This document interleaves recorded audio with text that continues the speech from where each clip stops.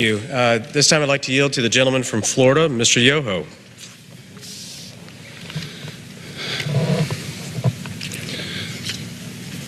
Mr. Speaker, I'd like to thank my colleague, Mr. Stutzman, for putting this important special order together. Yesterday, President Obama moved unilaterally via executive order in a misguided attempt to curb gun violence in America. He stated he had to take unilateral action because the Congress refused to support his initiatives. True, somewhat, but not because this nation wishes to curb gun violence that have fallen upon innocent victims in America, victims like Catherine Steinle.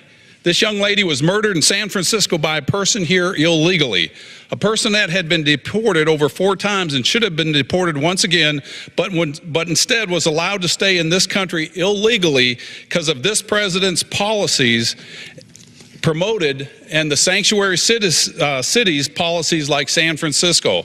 Obviously, I cannot speak for her family, but I would venture to say her family would have had a very different holiday this year than the one they experienced had the justice system not failed them and the man who murdered her had been deported. She would be here today if the president and his administration had chosen to simply enforce the laws on the books. President Obama's executive order will not curb this kind of violence. Only enforcement of the laws will. And Mr. President, you know this. Please abide by Article 2, Section 3 of our Constitution. The executive shall faithfully execute the laws of the land. Now, I agree with the President that we should appropriate more money to mental health, as been talked about here tonight. The lack of resources for those seeking mental health care in this country is abysmal. 30 years ago, this nation had over 500,000 hospital beds, facilities for mental health care. Today, there are less than 50,000. This is inexcusable. I also agree with the President that we should increase the number of ATF inspectors to process background checks more quickly and more efficiently. And we can work this out through the legislative process, the way it should be done, and not through, again, executive fiat. With all due respect, Mr. President, your phone and pen are not a substitute for the other 2 branches of government. Aside from sidestepping Congress again, your other initiatives encroach on Americans' personal liberties and freedoms. Take, for example, your plan to revoke gun ownership from folks whose oversight of their finances are turned over to someone else, specifically those receiving disability through Social Security Administration or the Department of Veterans Affairs. For reasons beyond their control, sometimes additional help is needed in managing one's finance. Sometimes they do it voluntarily. This does not mean they are incapable of making sound moral decisions, and certainly does not mean their Second Amendment rights should or can be infringed upon.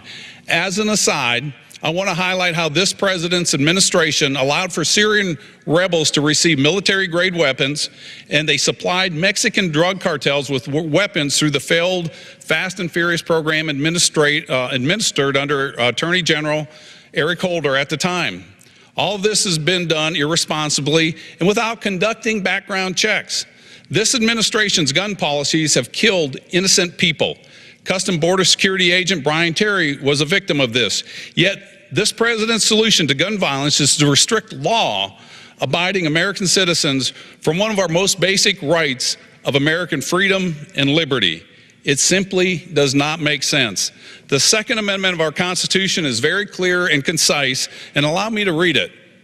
A well-regulated militia being necessary to the security of a free state, the right of the people to keep and bear arms shall not be infringed. This amendment was not added in the early years of our nation's founding for hunting or sporting purposes, but for personal protection to fend off an overbearing, tyrannical government. It is very clear and has consistently been upheld by the Supreme Court. Mr. President, I understand and sympathize with your frustrations, but please uphold the Constitution and come to Congress. Let's work together those areas where we agree upon to curb gun violence, and let's work to preserve the Second Amendment. And let's all respect and revere the Constitution for all Americans, and I yield back.